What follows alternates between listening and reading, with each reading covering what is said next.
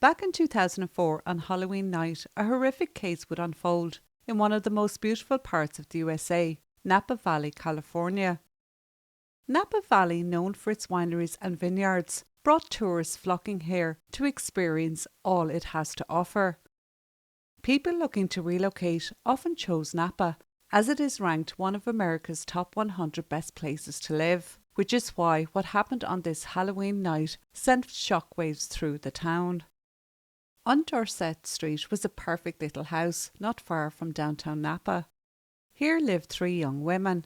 At first there was only the two roommates, Adrian and Lauren, who were local enough to the area. They had moved into this rented property in March 2004 with the help of Adrian's friend Lily and her boyfriend Eric. Soon the trio would be complete when Leslie moved in with them. Dorset Street would have been considered an unusual choice for three young beautiful women, as it was a quiet middle-class neighbourhood. It offered no nightlife and was more than an hour north from central San Francisco. But it was a perfect place for the women's goals: to work hard and save money.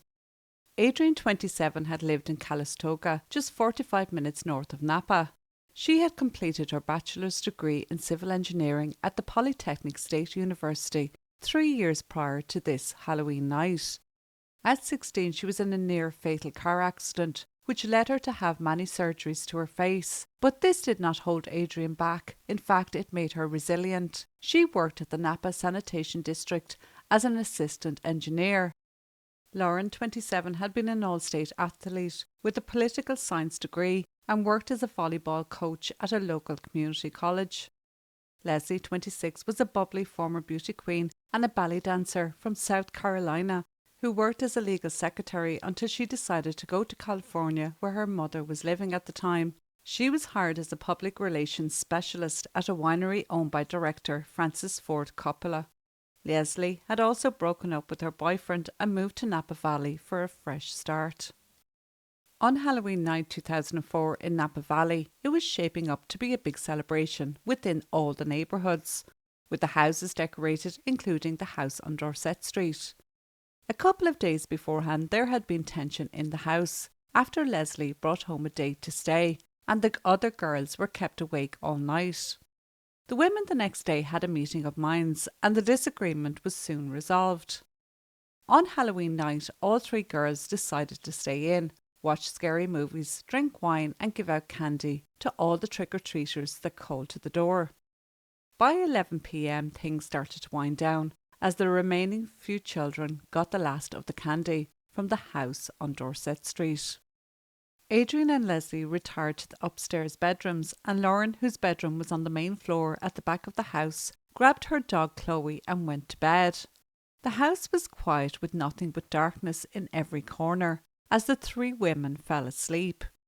At around 2 a.m, Lauren was awoken by the security light attached to the garage being activated. She wasn't too alarmed as she put it down to a cat or another small animal setting it off. But then Chloe, her dog, gave a warning bark, and with this she heard someone entering the house and going upstairs. Trying not to panic, she thought back to the previous night when Leslie had brought home her date after they all had gone to sleep, so she thought it was happening again. She made a mental note to speak to Leslie again about it, as each time it happened it disturbed her sleep. Chloe, though, was not happy, and Lauren had to quieten the dog. As she drifted back to sleep, it was then she heard a terrible scream. She jumped out of her bed, ran to the door and opened it. Again she heard screaming. As she peered out through the door, she saw a lone male on the stairs. With this, she grabbed her dog Chloe and ran out into the backyard, hoping the man hadn't seen her or heard her. In her panic, she turned the wrong way and could not escape the backyard to get help. Lauren hid in the bushes as best she could, watching to see if the intruder had seen or heard her fleeing and followed her. Lauren heard the intruder struggle with the kitchen blinds and thinks he has left through a window, but is unsure which way he has gone. Waiting a moment, she decides to brave it and make her way back into the house, hearing Adrian screaming for help. Lauren entered through the back door and up the stairs to where the two girls were laying in the one room. The walls were covered in blood, as was the floor. Lauren would later say it was like something out of a horror movie. Leslie was lying on a pile of clothes, showing signs that she had been stabbed multiple times on her upper body and arms. She was beyond help. Adrian was still alive, but barely. She too had suffered stab wounds and was rapidly bleeding to death. Lauren tried to ring police from the landline, but the line had been cut. She then went to get her cell phone, slipping on the blood of her friends. When Lauren got down the stairs and to her bedroom, she grabbed her cell phone and dog Chloe and ran to her car and called 911. Hysterically, as she drove around, she told the operator what had happened.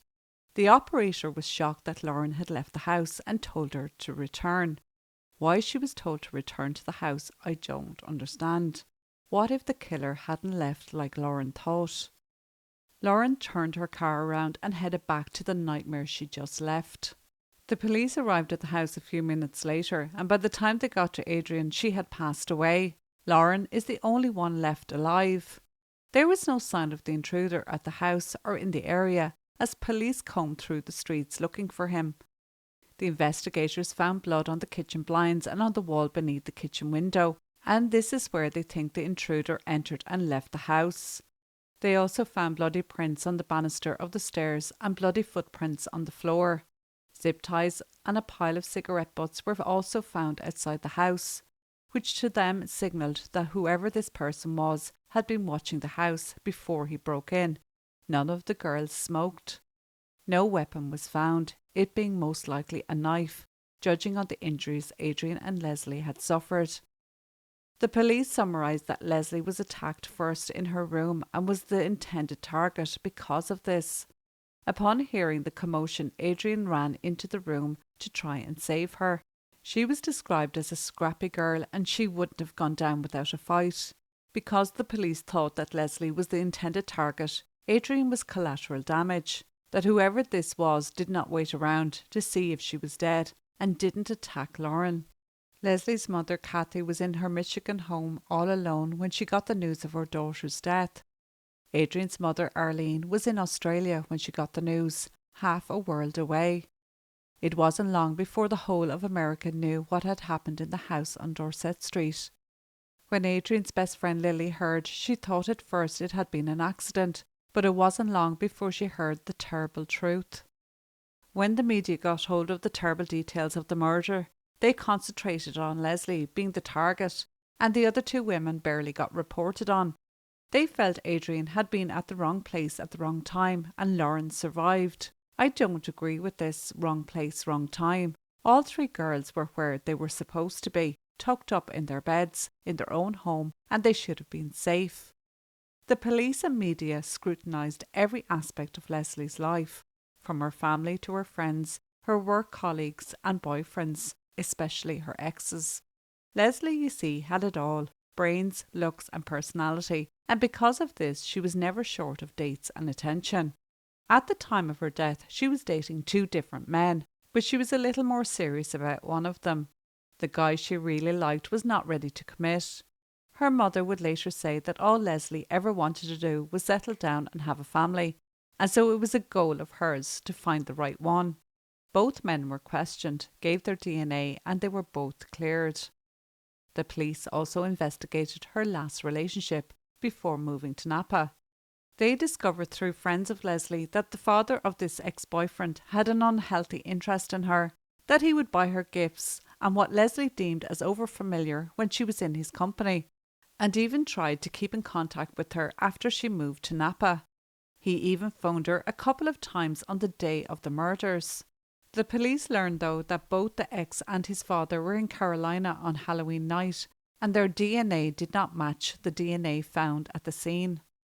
Adrian's family, friends and exes were also interviewed, and DNA was given, but no matches were found. The DNA evidence from the blood inside the house came back as a match to the saliva on the cigarette butts found near the house and the rubber bands that was wrapped around the zip ties. This was good news for the police. At least now they knew they were connected and were looking for one suspect, but unfortunately the DNA did not come back with any match to anyone on the national database.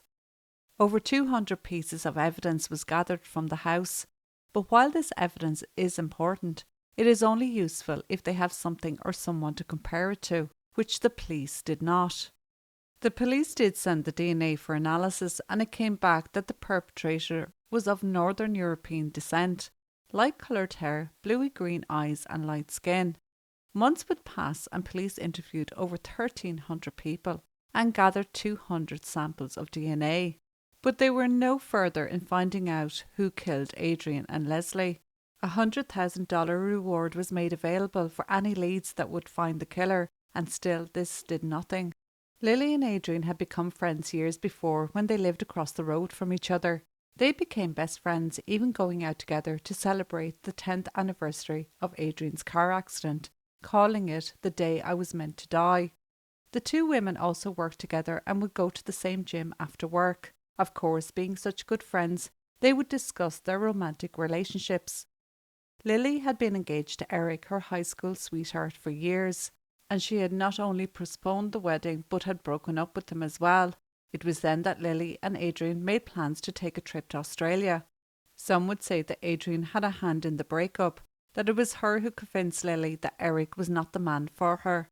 But they did eventually get back together, and in the wake of Adrian's death, Lily decided that life was too short and so decided to once again marry Eric in January 2005.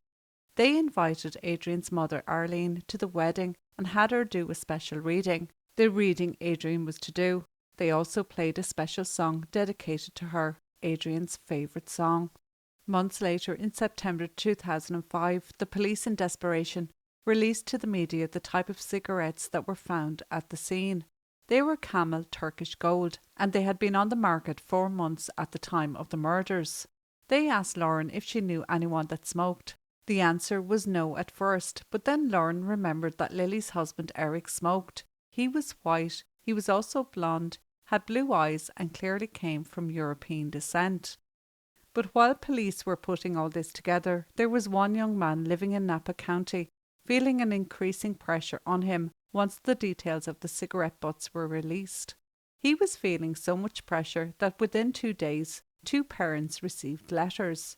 When they opened them, they discovered they were suicide notes from their son. The man who wrote them had decided to sentence himself to death, but he did not carry out that sentence. His parents confronted him and convinced him to turn himself in to the Napa police. His name, of course, was Eric Koppel, 26, now husband to Adrian's best friend, Lily. This revelation was even more shocking because it was only 11 months earlier, on the 31st of October, the day Adrian and Leslie were murdered, that Adrian was to speak at Lily and Eric's wedding, that Lauren was also to attend in Hawaii, which was cancelled earlier in the year. On the 27th of September 2005, just before police were to pick up Eric and bring him in for questioning, he walked into the Napa police station, along with his wife Lily and other family members, and turned himself in. He had realised that it was only a matter of time before police would catch up with him. He was interviewed for 5 hours and made statements that the police viewed as a confession. His DNA was tested and it was a match to the DNA recovered from the crime scene. Eric was charged with 2 counts of felony murder with special circumstances that made him eligible for the death penalty. 2 murders in the same time frame, as well as murder committed with a knife. On the 14th of October 2005, Eric pleaded not guilty to all charges. His preliminary hearing was set for November 2005, but it was delayed several times. Police indicated that Lily had no idea about Eric's involvement in the murders and that she would not be charged with anything. The preliminary hearing finally got underway in May 2006. Lauren spoke in court about what happened that night. Police also spoke about the scene on the night and the evidence recovered. Details also came out on what Eric had told police during his interviews. He said that he had killed the 2 girls, but that he did not remember any details. He said that on Halloween night he and Lily attended the same party separately. He got drunk and they ended up getting into an argument about their relationship. Because of this, Lily refused to spend the night with him at his apartment.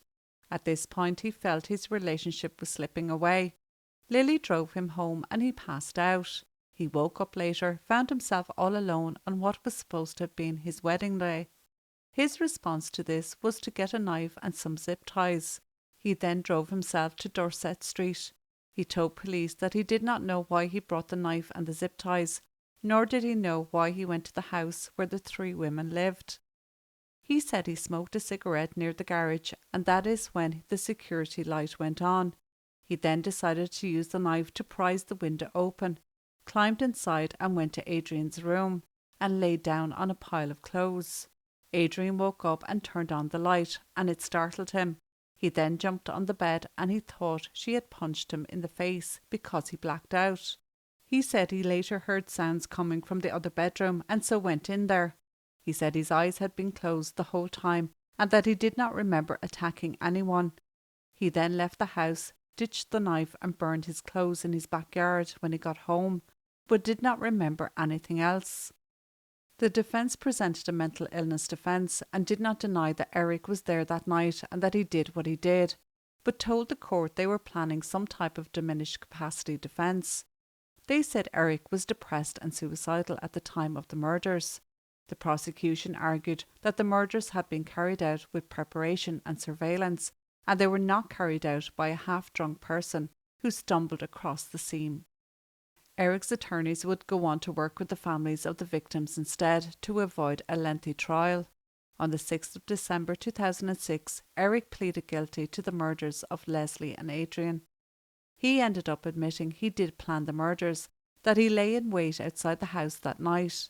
In a statement read out on behalf of Eric, he said, "I cannot fathom an explanation for my sinful deeds, the terrible agony inflicted upon a great number of people. My relationship with Lily was crashing. It was like it fertilized the seed of anger in my heart. There was rage inside me. If I had only listened to those who pleaded with me to get the help I needed." Lily spoke in court in support of her husband, saying he had a gentler side. In exchange for the plea, Eric received a sentence of life in prison and waived his rights to appeal at all levels, and not to speak to the media.